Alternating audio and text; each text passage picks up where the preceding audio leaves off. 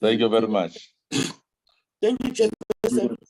Thank you, Honorable Chairperson, my name is Sarah Boneleki. I'm the chairperson of the Committee of the Infrastructure in the Free State. Thank you, Honorable Boneleki. You're welcome. Let's check Mpumalanga.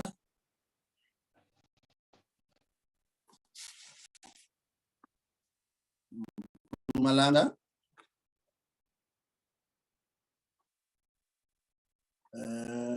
Limpopo.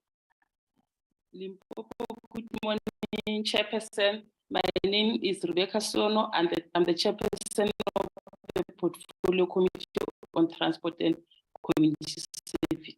Thank you. Thank you, Honorable Sono. Northern Cape.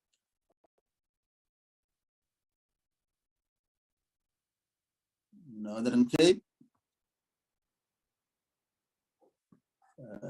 Northwest. Good morning, Chairperson and everyone present. I am Freddy Swanakile. I'm a member of the Portfolio Committee on Community Safety and Transport Management in the Northwest. And my apologies, I'm having load shedding where I am. So network is a bit of a challenge. Thank you, Chair. Thank you, Honorable Swanakile. Thank you very much, Honorable Chair Muluki Joy, the member of the Portfolio Committee on Transport Northwest. Thank you. Thank you, Honorable Saide. You're welcome. So it's Northern Cape and Western Cape. Let's check Western Cape. Good morning, Chairperson. My name is Ricardo Mackenzie. Thank you for having us. I'm the Chairperson of Transport and Public Works in the Western. Thank you, Honorable Mackenzie. You're welcome. So KZN has apologized. Northern Cape, there's no indication. Let's hope us. Sorry, Chair. Hello. From the Northern Cape, Ms. Babuse. Can you hear me, Chair? Yes, can you repeat that? I said it's Ms. Babuse from the Northern Cape, a committee coordinator. Yeah. The Chair. Okay, Chair. Sorry. Thank you, Mayor Babuse. Okay. Yes, they are busy. We're having by-elections in the region here, Chair. So she's busy there. Thank you, Chair. All right. Thank you. Honorable members, we now know who is present amongst us from the legislatures, and we highly appreciate their presence. And without any waste of time, can we then give over to Mema Shaba? I hope she's the one that is leading the team. If there is that confusion, I think they will clarify it, because I heard from Tali that there's also DDG from ITPT. Let's give over to the department to lead the presentation.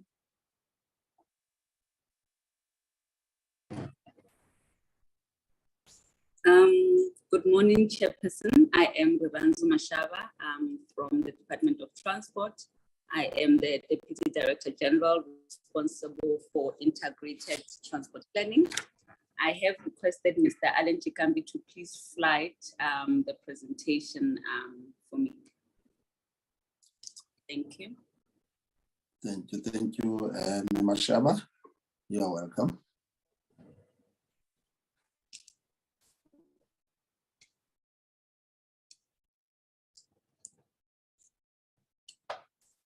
Chairperson.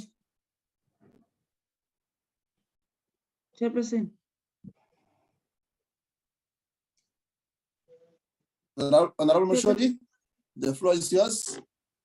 Thank you very much, Honorable Chairperson. Chair, I don't want to disturb the presentation, but I think one would love to know who Standi would be to Minister, because we are dealing about the bill here. As much as we understand that the Minister is in the cabinet meeting, we are dealing about the bill and the political head. So if maybe Standi can give us an indication where is the Deputy Minister, Chair. Thank you. Thank you, Honorable Mashori. Yes, Thandi promised to come back to us. Do you have any latest on the absence or the presence of the Deputy Minister? Thandi? No, Chairperson, I'm still finding out. I will come back to you just now. I'm speaking to the head of the office of the Deputy Minister. Thank you, Thandi. Honorable Mashori, can we proceed, and then we're hoping that along the way we'll be able to get the DM's whereabouts. But of course, I note the concerns that you are raising. That it's important that at all times, where it's possible, we have political head of the department also present in our meetings. But I hope you'll understand. I agree, Chairperson. Thank you, Honorable Mashodi. Member Shaba, you can continue. The floor is yours.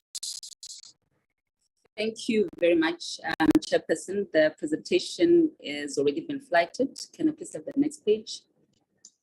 The presentation will have the following outline. We'll highlight why we have the single transport economic regulator, the background of what has happened to date, the ERT bill, the implementation plan, the organizational design, and in conclusion, we'll have the way forward.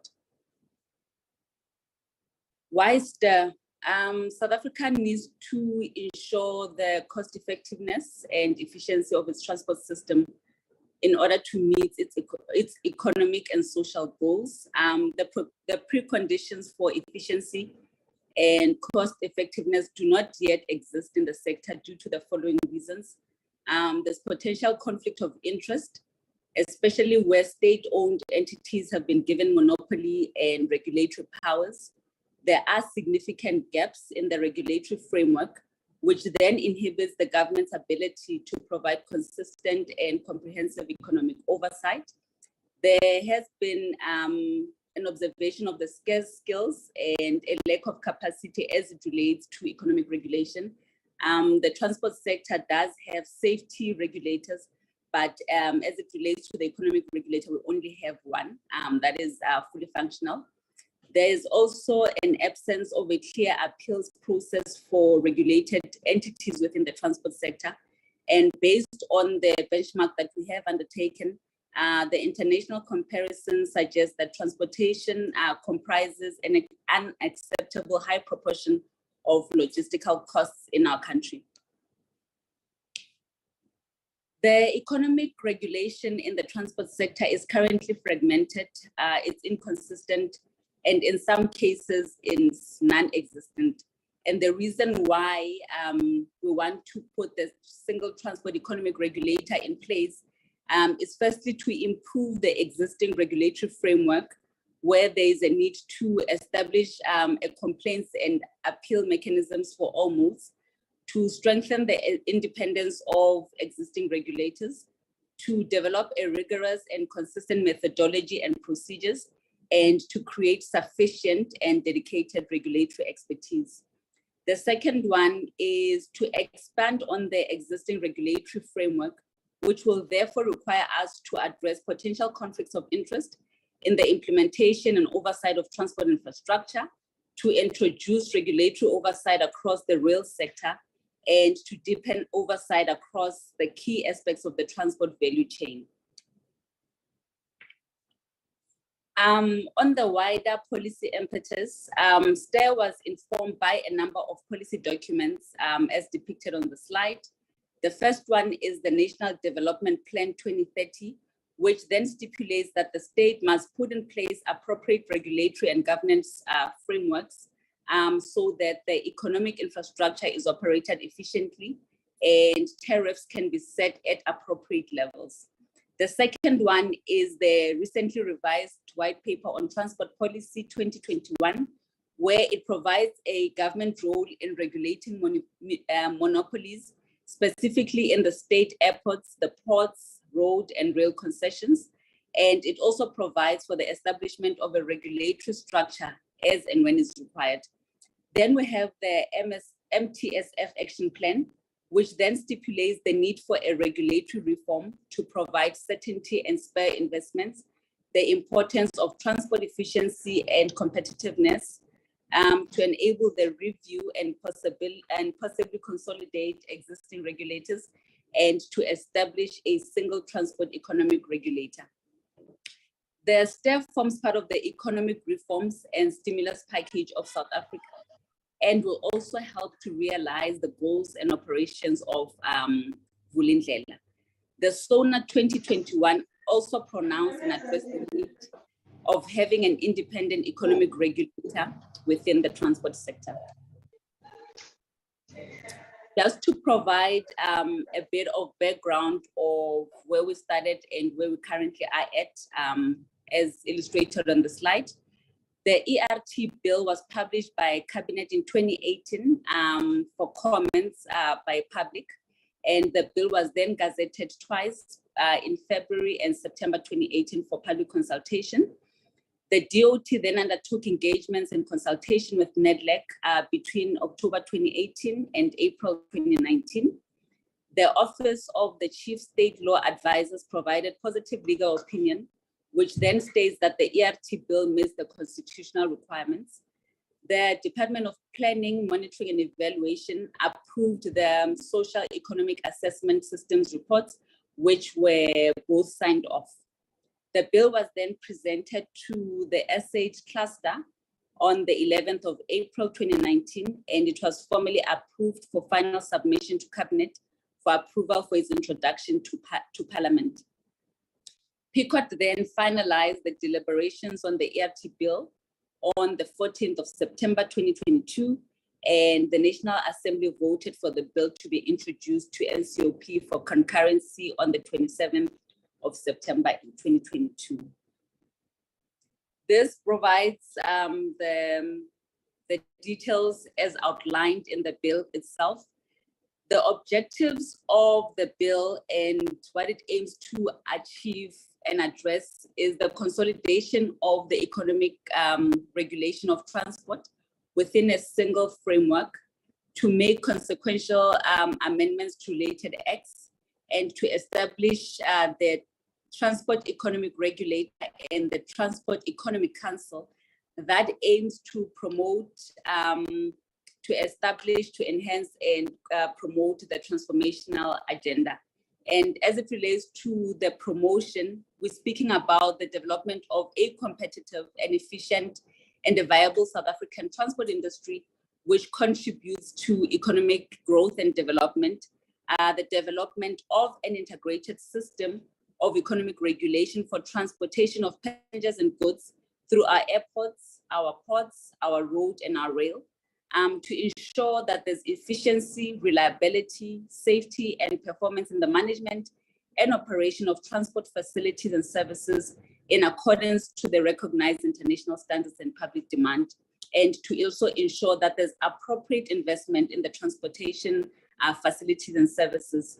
We aim to establish an appropriate institutional arrangement and procedures to support the consistent economic regulation of transport and transport activities and services.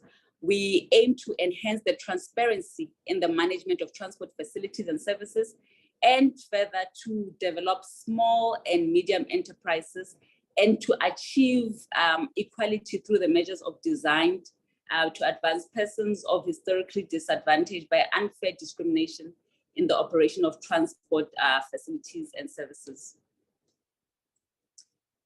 The bill comprises governance and substance matters. And what we mean by governance matters is what we refer to as the institutional and legal design of the regulatory framework and the framework within which decisions are made, the establishment of regulatory independence, the appointment of the regulator, and the handling of disputes and appeals. The substance matters within the bill itself relate to the contents of the regulation, how decisions are going to be made by the specific regulatory entity and other entities within government, along with the rationale for decisions, the choice for pricing methodology and scope, and the licensing requirements and license obligations. On the implementation plan, and this we've termed a project management schedule that is done within the Department of Transport itself, and the steps which are not exhaustive. What we've done is that we've now, the bill has now been introduced to the Select Committee and NCOP for concurrency. We are currently busy with the revision and finalization of the STEP business case. We have started work on the development of the human resource, the IT, finance, and logistical management and policies for the STEP. We are conducting a job analysis, description, development, and evaluation of all positions as per the organogram that will be flighted in the next slide. And we are in consultation as well with the National Treasury regarding the establishment of STEP as a Schedule 3A entity. And we are in the process of drafting the regulations and directives. And this process also follows the approval of the ERT bill into an act. And lastly, we are also in the process of scoping and procuring office space and equipment for this entity. On the establishment phase, when the bill is signed off and is enacted, the board and the council and the respective chairs will be appointed. The migration process of employees and the appointment of CEO executives will then be underway. The bill also speaks about the transitioning of the ports regulator staff that would need to be transitioned into this transport economic regulator as soon as the bill is passed, and then it becomes enacted. The implementation of how the various entities are going to be consolidated into the transport economic regulator is as stipulated on clause 411 of the bill, which then says that the minister must, in consultation with the regulator from time to time, through a notice, be able to declare any of the listed regulators in no particular order to be included as part of the transport economic regulator. And these may include, amongst others, the Cross-Border Road Transport Agency, the National Public Transport Regulator, the Air Services Licensing Council, the International Air Services Council, and any other regulator that is deemed by the minister. And if the minister has determined that one or more of the regulators, as referred to above, must be incorporated, the department then will be required to produce a report from conducting a review of their performance and capabilities, including the initiation of the legislation reform required to facilitate the incorporation of these regulators within 3 years after the effective date and from time to time thereafter.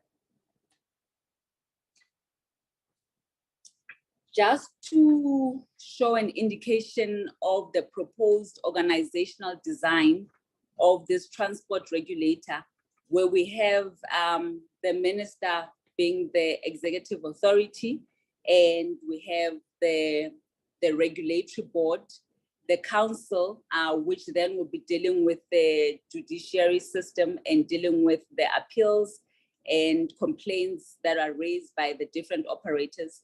And we have the regulator, CEO, as well as the staff complement and the organogram proposal that would be having.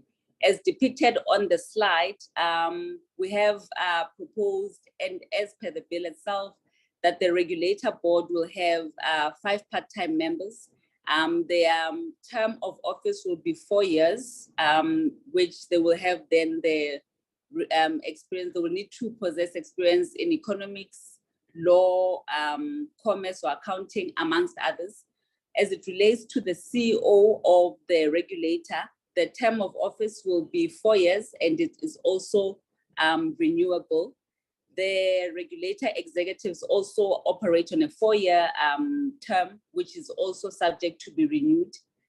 The council will have 4 to 7 part-time members. in conclusion, Chairperson, we are requesting approval of the bill by the NCOP. Requesting that the bill be approved into an act, and requesting approval for the establishment of STAT as to be the transport economic regulator in South Africa. Thank you very much, Chairperson.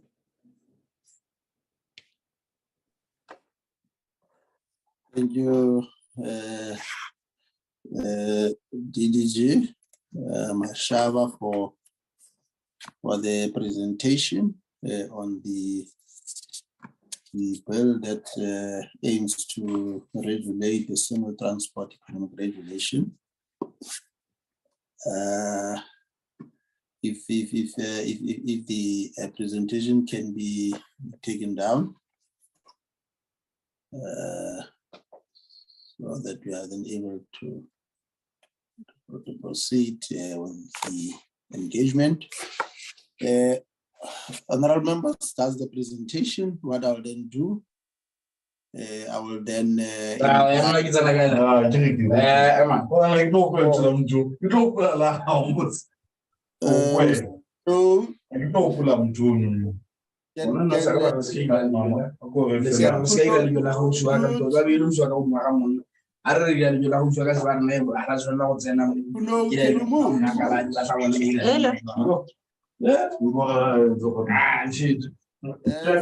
you put Kuno, please?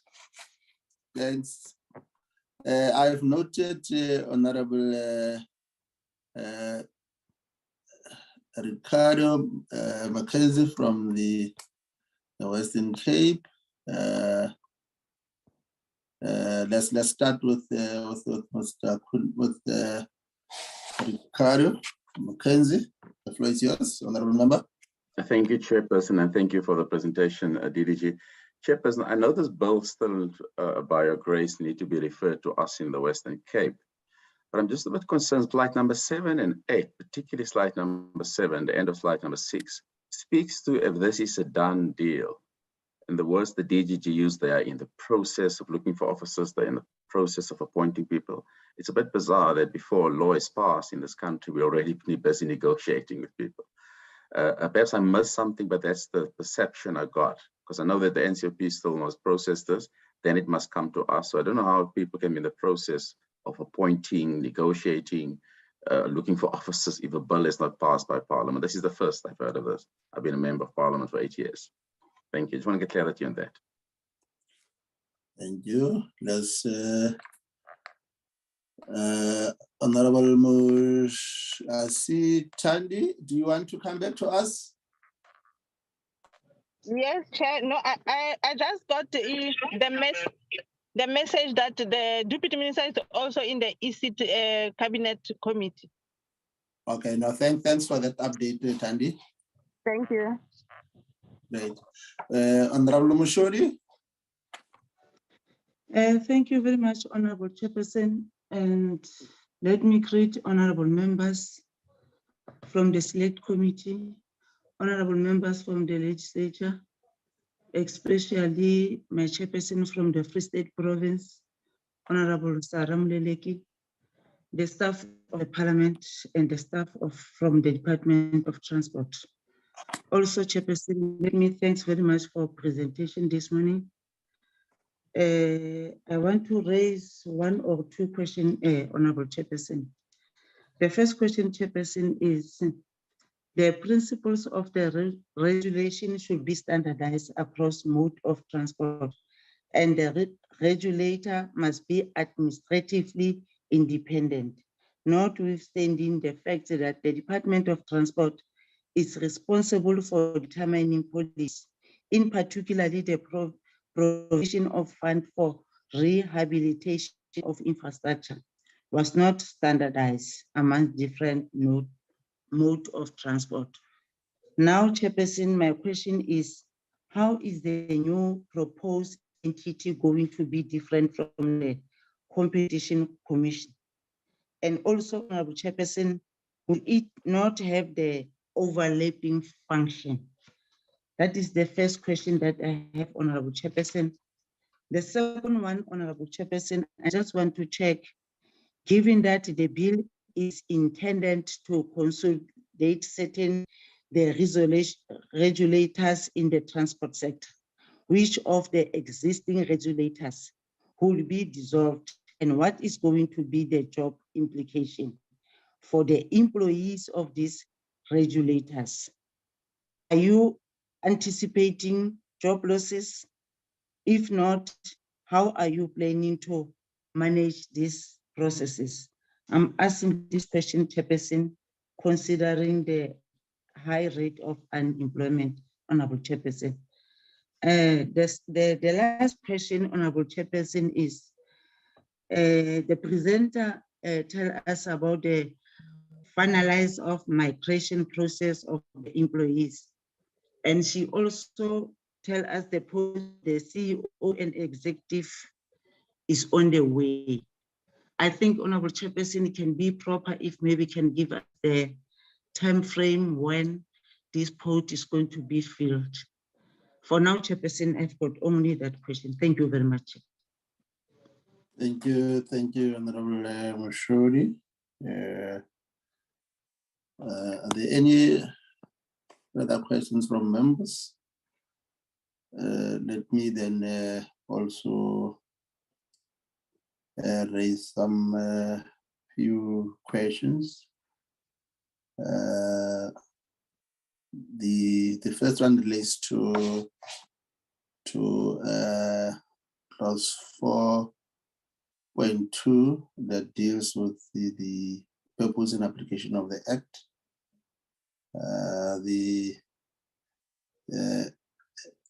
In terms of clause 4, subsection 2, it indicates that rail will be brought within the scope of this bill, and that it is arguably in respect of rail, where there is a need for market and control and monopolistic tendencies urgently that has to be addressed. For example, the access to the emerging manganese and iron ore players in the Northern Cape is mainly always have a challenge, because the rail there is mainly dominated by key players that are established in the field, whether it is South 32, whether it is Asmang, whether it is Yokumba, meaning that the emerging players are always on the receiving end.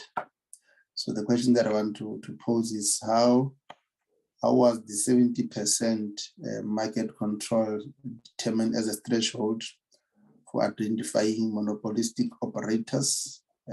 2, has any assessment been made of the number of public and private operators that have more than 70% market control, as this will also influence decisions on the resources required to capacitate the regulator at the inception and to attain the objectives of the bill. I think in this instance, the example that I was making mainly relates to the fact that Transnet is the one that is in charge of rail the transport goods. The second one relates to the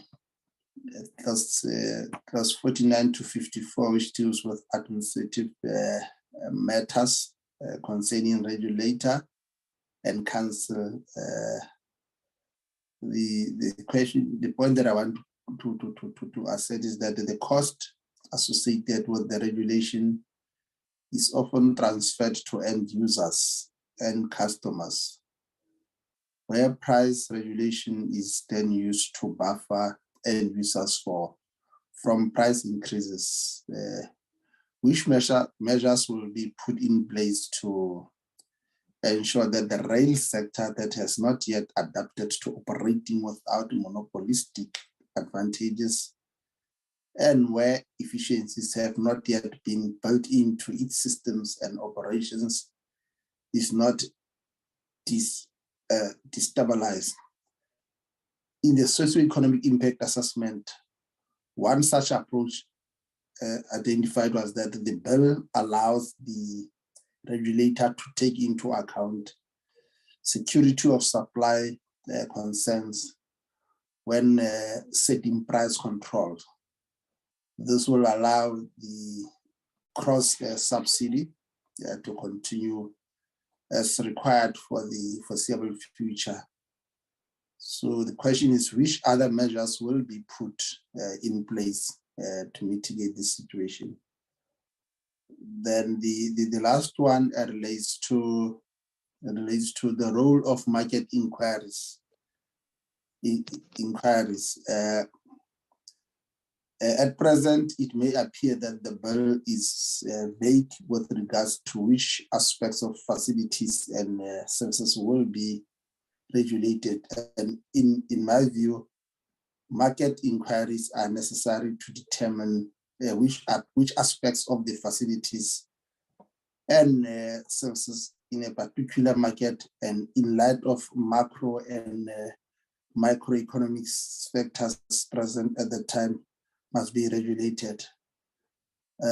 Therefore, if you can just indicate to which extent will market inquiries safeguard against concerns of scope, creep, overreach, or unnecessary regulation, and steps what is the steps that the department will put in place to ensure credible and rigorous market inquiries. Those are the questions. If DDG Mashaba can respond to those questions. Over to you. Let me just check. I see there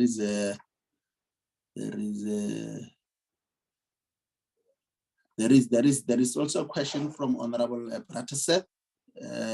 Honorable Brataseth has a challenge with the signal. So the question that is putting forward is, why do we need another entity to do the job of entities that have failed? That is his questions.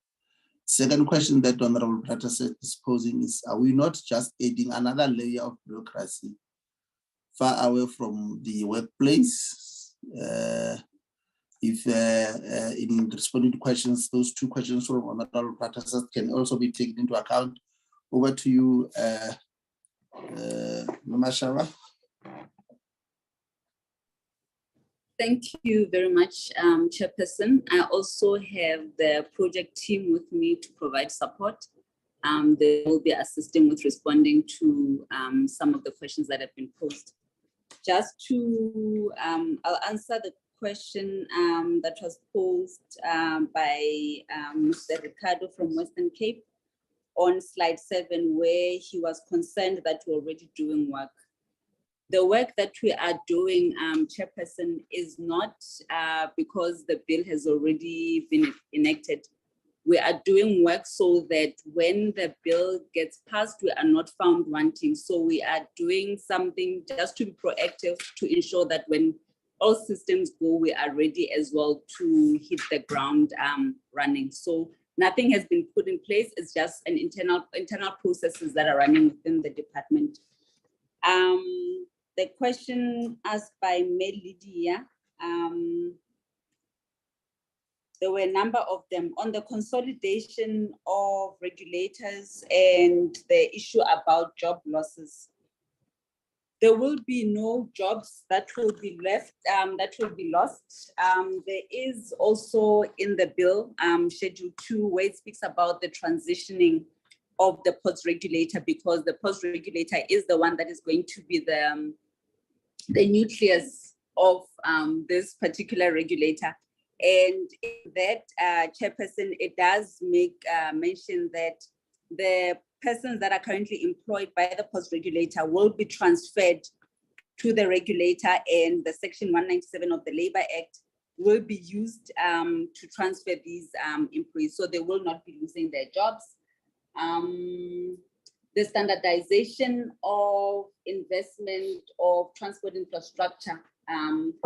On that one, Chairperson, the aim of this bill as well is to ensure that there is standardization throughout and across all modes. As you may be aware, the rail sector, I'll just make an example of the rail sector, that is currently, the infrastructure is currently dilapidated, and the Transnet has proposed means to open up the slots, and they do currently have private siding operators within the system that are currently doing that.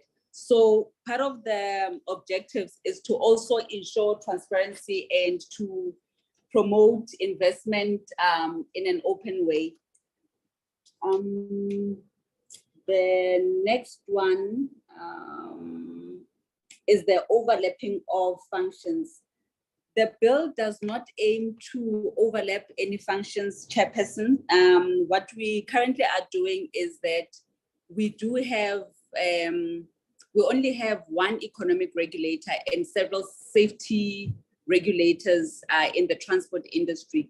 What we are aiming to do through this bill is to be able to regulate the competition and promote equality and equity, and ensure that there's fair play fields throughout the system, and there is no one that is a referee and a player in the system. So the functions will not be overlapped, because we will just have one single economic regulator, which currently does not exist. It only exists in the port sector, but we want it to exist within the entire transport fraternity. The last one that was on the chat, Chairperson, why do we need entities to support those that have failed?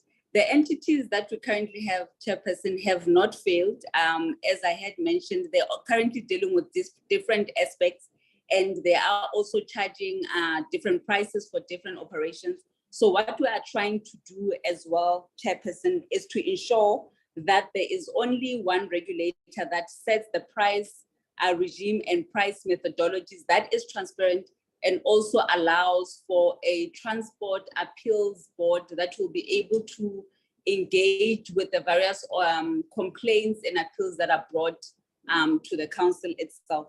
I will hand over to the project team, Chairperson, to take the remainder of the questions. Thank you. Thank you, Mashaba.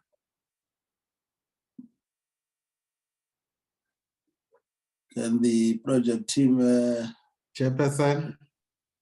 Yes, Chairperson? I wanted to, Chairperson, to inform you that Mpumalanga is logged in the Chairperson, so I wanted him to be recognized. Okay, thank you. We do indeed take through you, Chairperson. Thank you for giving me this opportunity to respond to some of the questions which Ms. Mashaba didn't respond on. I'll first tackle the one where we say which criteria did we use to determine to use the 70%, which is stipulated in section 4 of the bill. Basically, what happened, Chairperson, is when we initially drafted the bill, the intention was to regulate monopolies, which are our state-owned entities, which are under the transport sector. So basically what we then did is we then published the bill for public comments, and some of the comments then came through to say that the bill won't be serving its purpose fully if we are not including the private sector. That's then when we sat down, and then we then looked at to say, how do we then go about regulating monopolies? That's where then the 70% emanated, to say that at inception, once the bill is enacted, then monopolies which have got a 70% threshold will then automatically be regulated by state.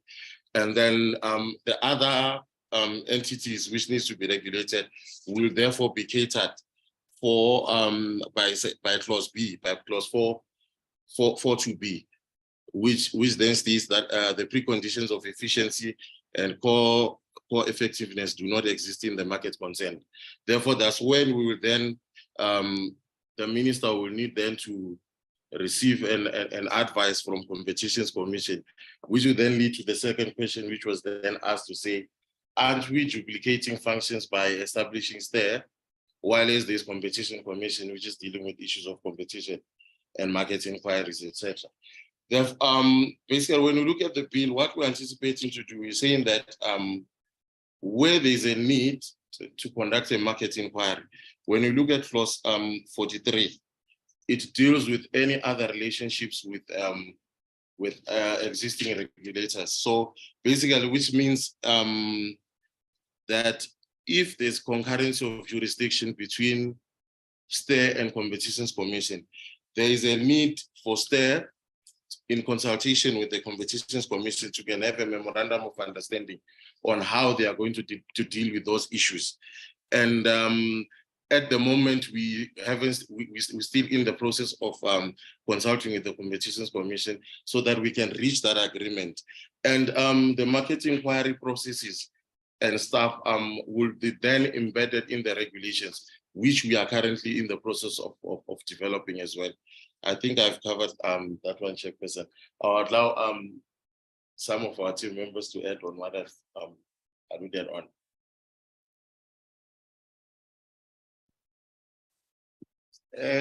Good morning, Chairperson. Just to emphasize the difference between the Competition Commission and our bill. The scope of the Competition Commission is very broad, looking at broad areas of competition, whereas this bill is focusing mainly on transport issues. And to the question referring to say, are we not adding another layer? It's not a question of course we are adding a new entity, but bearing in mind that we'll be consolidating various entities under one roof. So more or less, we'll be having more expertise on various areas of regulation.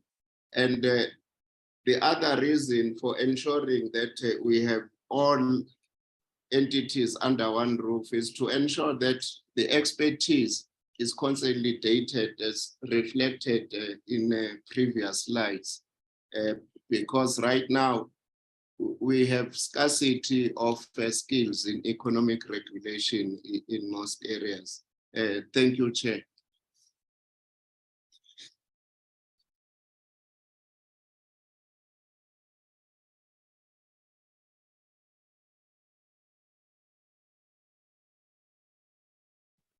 Chairperson, you are muted.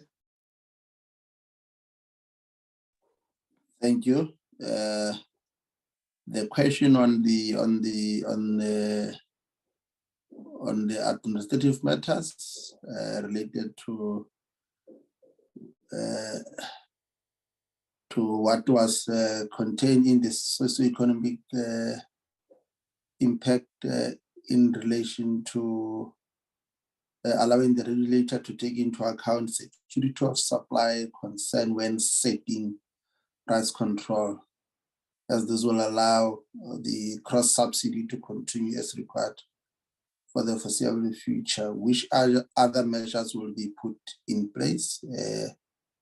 And the last one, which relates to the role of the I think this one has been responded to, the role of the market inquiry. I think that is the only question that is still outstanding.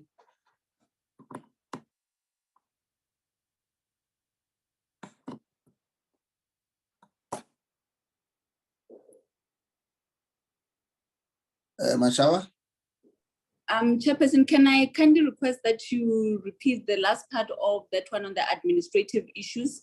Yes, I indicated that the cost associated with regulation is often transferred to the end users and customers, where price regulation is then used to buffer end users from price increases.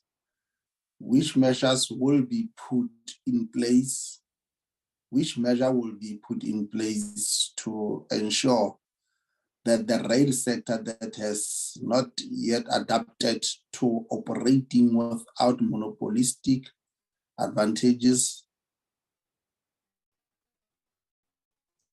and where efficiencies have not yet been built into its systems and operation is not destabilized. That is the questions that we were posing, because I then elaborated to say that this is informed by the fact that the socioeconomic assessment identifies that the bill allows the regulator to take into account security of supply concern when setting price control. Are there any other measures that will be put in place to manage this? That is a question.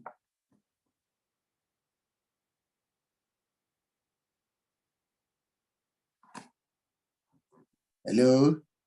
Through you, Chairperson. On the question of what other measures are we going to use to deal with these matters, as you have alluded. Currently, within the rail space, in our rail division, we have a project called Interim Rail Economic Regulation Capacity. So basically, at the moment, they're in the process of developing some of the regulations on our behalf, because of some of the answers and the questions as to how exactly are they going to be implemented on the ground. We are going to be in the process, we are in the process of currently looking at that. So some of those issues which you are currently raising, Chairperson, they will then be addressed when we are developing the regulations. Because currently the state of the bill is only meant to establish an entity, and then we are raising issues which then needs to be addressed by the regulations. So we haven't reached the level of developing the regulations as yet. So the question which you are asking on what the CS report is referring to will then be addressed during the process of developing the regulations. Thank you, Chairperson. Thank you, Mr. Chikambi. I see that Honorable Mackenzie has raised his hand. Over to you, Honorable Mackenzie. Thank you, Chairperson, and thank you for the response, DDG. I obviously have a different opinion because I got a sense that the perception is that the bill has been passed and things need to go ahead, but Chairperson, your point that you made in the Mr. Chikambambi asked is something that has been sadly been creeping in across the country in various legislatures, including ourselves, where when important issues supposed to be addressed in law, it seems to be the answer is, well, we address it in the regulations. The purpose of lawmakers is for lawmakers like yourself and myself to make the laws. But it's been creeping in the last few years, and as a Western Cape, we're not excluded about it. I've seen it creeping in some of our bills as well, where officials tells you, well, it'll be in the regulations. The purpose of lawmaking is to make the laws. And then I really get very suspect when people tell me it'll be in the regulations, because then it's things that we as lawmakers disagree with find its way into the regulations, and that it exclude the public to make public participation in. But let me get to the technical part of the bill rather. With the reasons we are sitting here now, some of us are load shedding, we can't, is because everything was consolidated under one entity, ESCOM. That is part of the reason we are here. So somehow, bizarrely, we think by consolidating everything under one entity or one regulator, we're going to solve a problem. I don't know how we can possibly think we're going to do that if the reason we're sitting here with load shedding is because of exactly that problem. So how different is this regulator or entity going to operate? And what I still haven't figured out what problem we're trying to solve that the other entities haven't. That's the first one. The second problem is the conflict of interest with different safe. Now here, our colleague Mr. Chikambi is talking about the skills under one roof, but I don't believe that is what's going to happen, because there's going to be a severe conflict of interest. You have PRASA, the rail, you have all these different entities that ultimately compete for resources. Then you have all staff working under one entity. That will, in my opinion, create a severe conflict of interest. And then the last point I'm trying to understand is the structures, the proposed structures with a new board, with the new entities, has all the current entities been, because I didn't see anything in the presentation, been consulted on it? And what is their opinion? Because there's obviously going to be a consolidation of some sort. I mean, no entity can employ everyone. It's just not impossible. There is just no money for everybody to employ it forever in time, in perpetuity. So what is their opinion? Because that was not in the presentation on it. Thank you. Thank you, Honorable Mackenzie. Let's give over to the team led by DDG Mashaba. Okay. Thank you, Chairperson. I will respond to some and I'll hand over to the team. As it relates to how we are solving issues by consolidating, I think what maybe failed to come through was that what we are bringing in, we are not consolidating the entire functions of some of the regulators that we have mentioned. In some instance, just to give an example, for cross-border, one of the issues that would need to be regulated for them is the issuance of licenses and the pricing regime. That is only the component that will be regulating and not necessarily the entire mandate and the entire functions of the regulator. And in doing that is just to minimize the monopolistic nature and allow then the gazetting and the public participation in the setting of those tariffs and fees to ensure that we accommodate competition and also promote private sector participation into the sector. Okay, thank you, Chair. I will respond to the one where he was referring to the existing regulators that are going to be transferred to STAIR, to the economic regulator, whether they are consulted or not. From inception of the project, we have been consulting with other existing regulators within the transport sector that are performing the economic regulatory function. So one of them, like for the sports regulator, we have been constantly engagement with sports regulator. We are also still in the process of consulting with them on the issues of how are they going to be migrated, and they are quite aware and cognizant that they are going to be transferred instead. However, we're still in the process of ironing out other issues.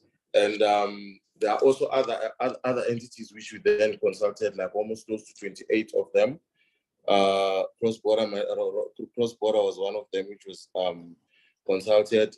Within Department of Transport, we've got NPTR, which has been consulted. We've got the Air Licensing Council and the Regulation Committee within the aviation space. They were also consulted. So they are quite aware that some of their functions are going to be moved into STAIR once STAIR is established. Thank you, Chairperson. Just to add on that one, sorry, Chairperson, just to add on that, Mr. Mackenzie had also asked what is the general view of those entities that we have consulted. As we had mentioned, the post regulator becomes then the nucleus that houses this entity. And the general feel, and I think maybe in one of the slides that we have depicted, we did speak about a business case that we are developing. And in this business case is the consolidation of the inputs from the various entities on how they will be affected and how we aim to map forward how we are going to incorporate them. And as I had mentioned again, it's not everything that gets incorporated into this thing. It's just certain functions within the regulator that would need to be regulated. As it relates to the rail sector, obviously because they are the ones that are currently a monopolistic organization, they will be regulated on access as well as pricing, as highlighted as well in the Act. I hope we have managed to respond to Mr. Mackenzie's questions. Yes, that's looking at section 411. 411 raises the a number of areas. It says that the 411 says that the minister may, in consultation with the regulator from time to time by notice in the Gazette, declare that any other regulator in no particular order are consolidated into the regulator, including the following regulators, but not limited to Cross-Border Road Transport Agency, National Public Transport Regulator, Air Service Licensing Council, International Air Services Council, and any other regulator. Am I right to assume that this is the basis? I mean, this will only be the regulators that are covered, or does it mean that the minister has a wide discretion to look for any other regulator as it is captured in terms of the section, clause 411(5), any other regulator that might not be known to the ministers, let's say the minister then becomes above that regulator, then he has the discretion then to also then put it under the new entity. Just clarity on that. But also, was the question on the market inquiries responded to? If I may just ask the DG, over to you. Thank you very much, Chairperson. The market inquiry question was responded to by Mr. Alan Chikambi. I think you had previously indicated that it was responded to. I'm not sure if maybe we should. Okay. And then just to come to your question, Chairperson, yes, the minister at his discretion, if you go to section 411B, where it says that if then the minister then determines that he wants to incorporate that, then what we need to do is to do a review on the performance and capabilities of this particular entity that would need to be brought in. So it is at his discretion, similar to what is mentioned on 11A.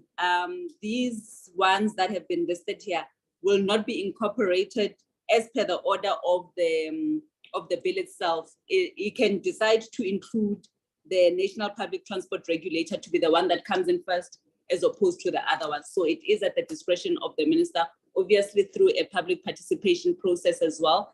I'm sure if you had seen on section 11 that everything needs to be done through a public hearing process and needs to get the attention of the public. Thank you, Chairperson. Thank you, DDG. I see two hands, Honorable Muleleki and Honorable Mackenzie, in that way, in that order. Thank you very much, Chairperson. Chairperson, I have a problem, and I'm with my coordinator of the committee and legal advisor. My problem is that the presentation is being done only by slides and not by clause to clause. And number two, the presentation is there, but the bill is not there. And as Free State, we got the bill this morning. We do not have enough time even to look at it. So my concern is that are we going to get a presenter or officials that will come and make presentations during our public meetings, so that it should be easily for the Free State to members or the committee members to get some correct information from the department. Thank you very much. Thank you, Honorable Muleleki. Honorable Mackenzie.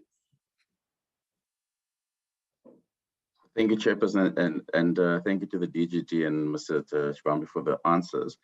I think we're slowly getting to the meat of what we're looking for. One of the responses from the DGG was the Ports Authority had other issues that they're unhappy about. I'm keen to get a list of those other issues because that will help me understand. And then the draft regulations, because we're now hearing for the third time in an answer about it's going to be in the regulations, it's going to be regulations. If we can get the draft regulations, because that'll assist me in understanding where some of my concerns will be addressed. Because we hear there's one of the notes that I made is functions will be excluded, it will be issuings of license, etc.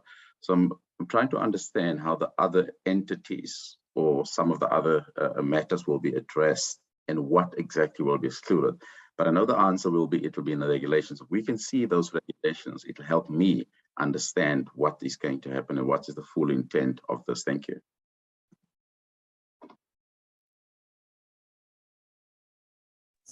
If I may, Chairperson.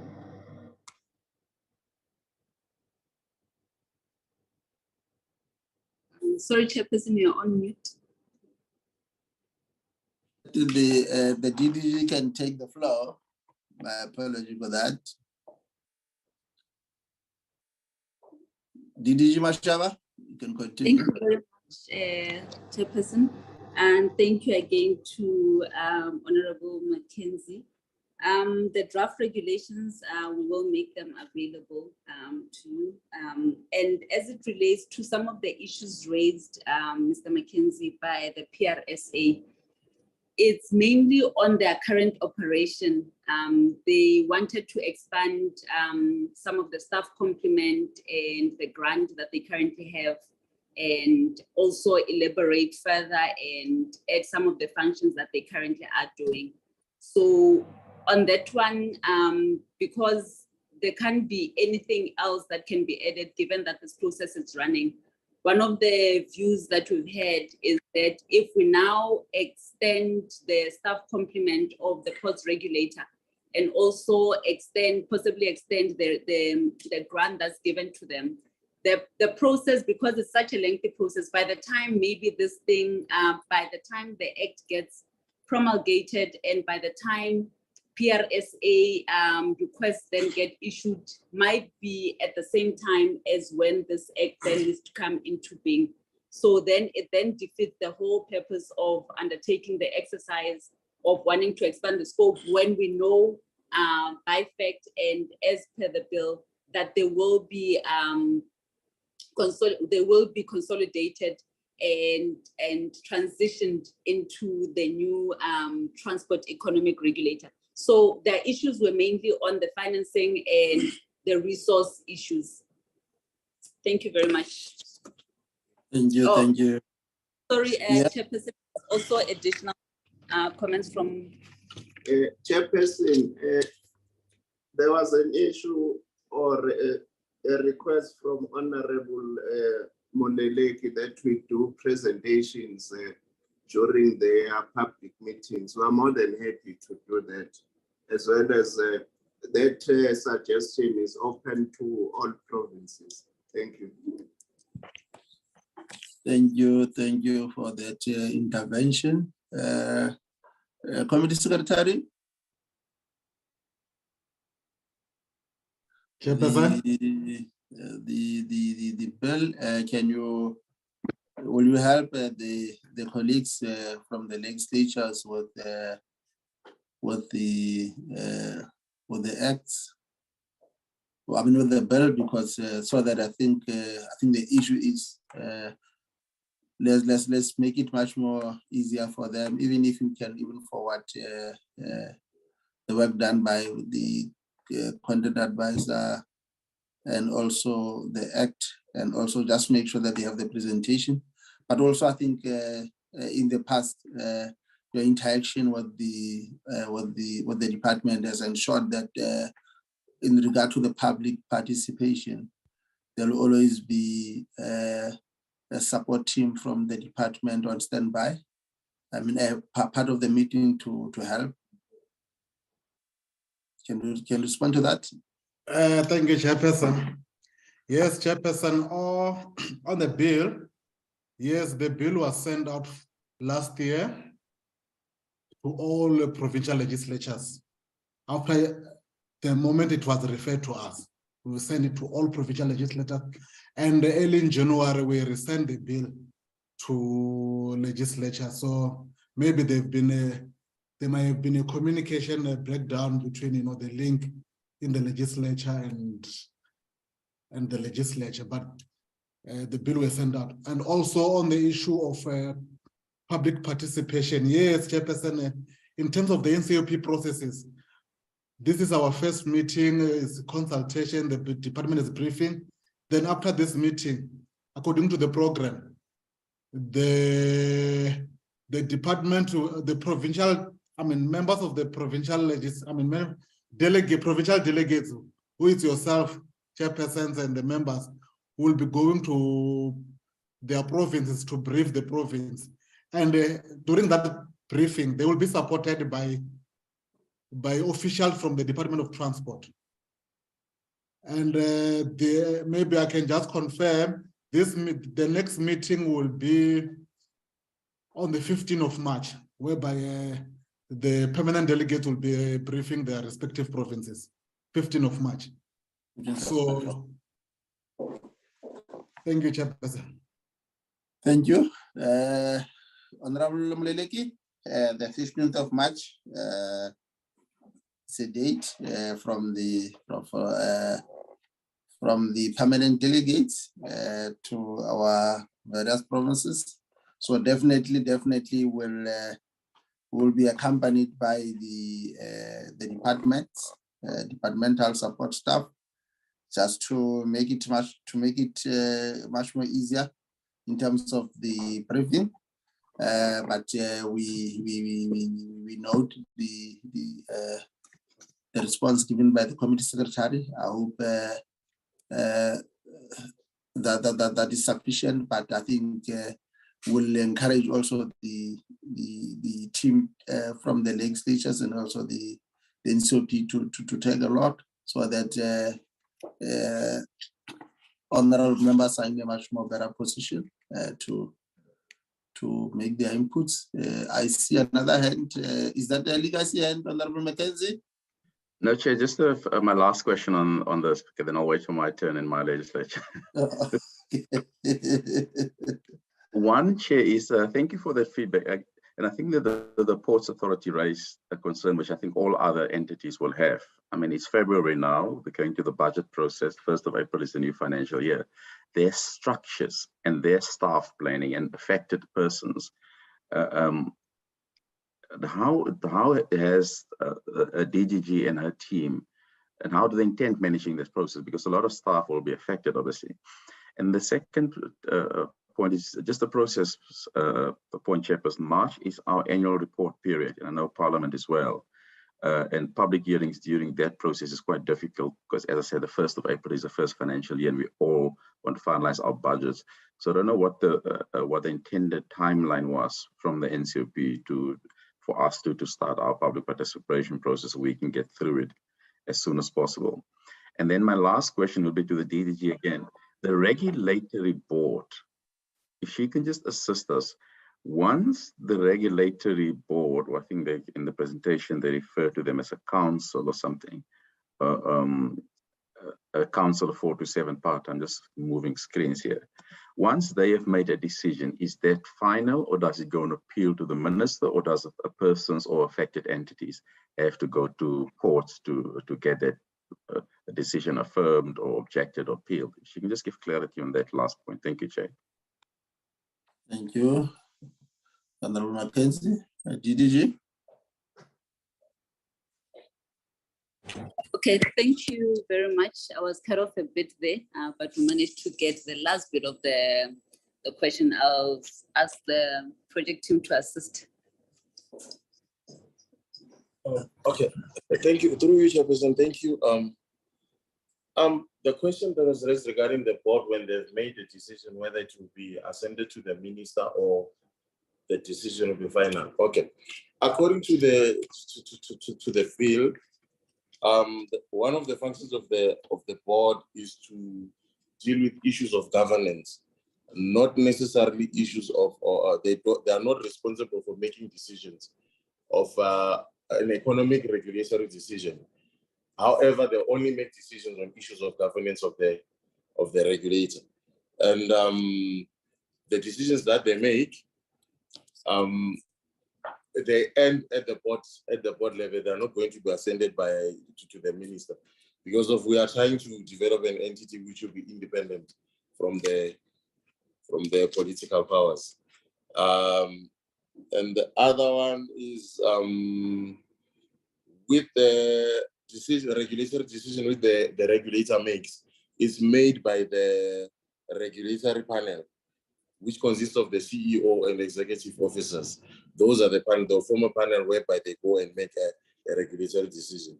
And if there's an appeal that needs to be made, it will then be referred to the council. Thank you.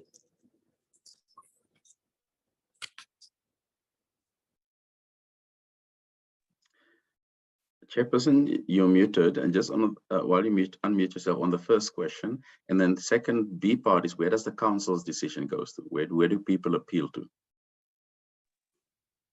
The appeal process. Okay. Basically, we are aiming to achieve two entities here, which is one, but it's two. We've got what we call the Transport Economic Council, which is a separate body from the Transport Economic Regulator. Then we've got the Transport Economic Regulator. The Transport Economic Council is responsible for receiving complaints of the decisions which has been made by the regulator.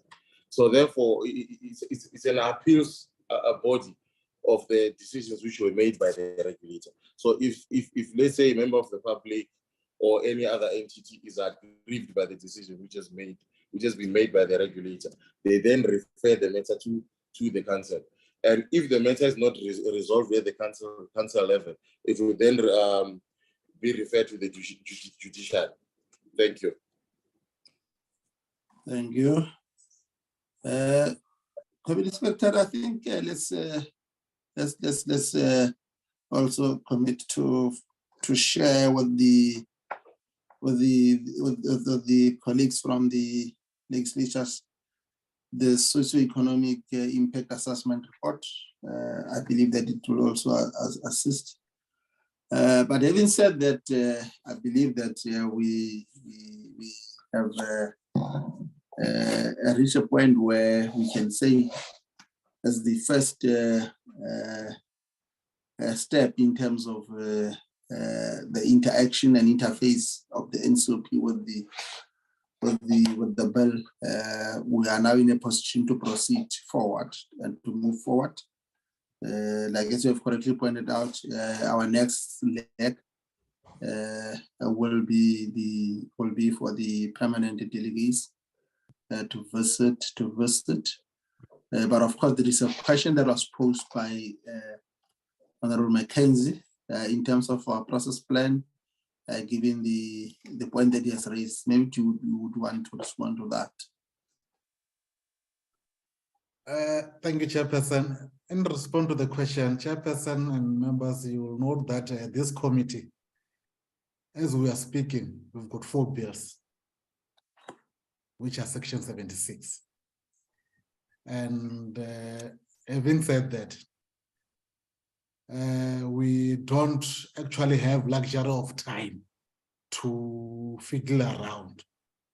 But I can say, the legislatures must allow us to go with our planning. Then if, well, there's a blockage, then it is we'll interact, then to see how it is we can move forward.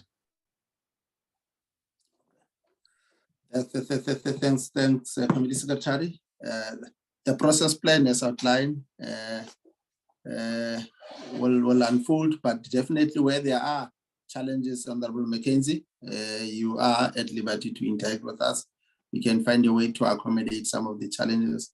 But like as you have said, as you have indicated, remember we are now left with only 14 months. 14 months before the end of the term, so it means it's going to be a very hectic period. West after I believe after July is going to be, most of the parties now will be doing their electioneering. So therefore, it is important that let's ensure that by the end of the term, these 4 bills that are currently part of our menu, I dispense with. But let me then take this opportunity to extend a word of gratitude first to the colleagues from legislatures for joining us, so that they are in a much more better position to also interact with their members in their respective committees in preparations to taking the process forward. The second one, the word of gratitude to the department for taking us into confidence in terms of what are the nitty-gritties of this bill, which is quite comprehensive, and as the team, we are happy because now we are in a much more better position to appreciate what is the object and the scope of the bill, and the emphasis in terms of alignment of the policy and the legal framework. But other than that, there's still a lot of work that we need to do in preparations for our update. But from our side, we are quite comfortable with the purpose and application. We are quite comfortable for now with the definitions. We are quite comfortable with what is the take of the bill in relation to the rail, in relation to the price, in relation to the governance and administrative aspect of the bill, and the substance thereof, the appeal process. We are better prepared now.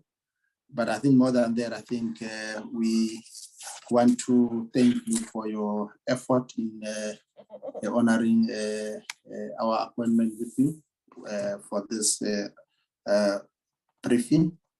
What we will then do will then allow the team to exit the platform, so that we are then able to continue with our in-house matters to deal with the minutes of the last meeting that we had.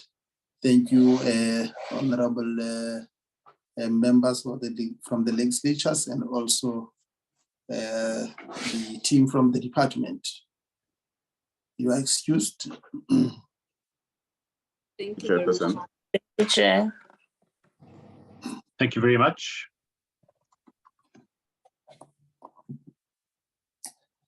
The minute, the last minute that we dealt with was on the presentation from the DME, DPME. Yeah, DPME and PRASA, but Chairperson, yes, we don't actually correct to adopt the minutes today. Okay. All right. Then I think on that note, I think is good that we then come to the end. But I think just on the management, we might have to have a management meeting, the first one for the year. Can you work on that, yourself and the team? Just yes, to fine tune our program for the year. Okay. And it must be in person. We have not seen our doctor in person. Yes. Let's try to have a meeting next week, just to see how we move forward. But other than that, I think I'm happy with the work that we did today.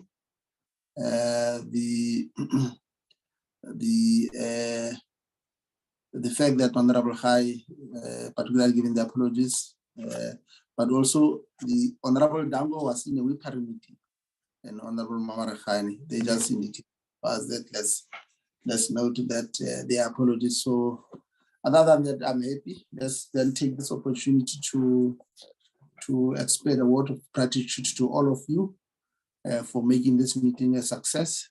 And therefore, the meeting is finally adjourned.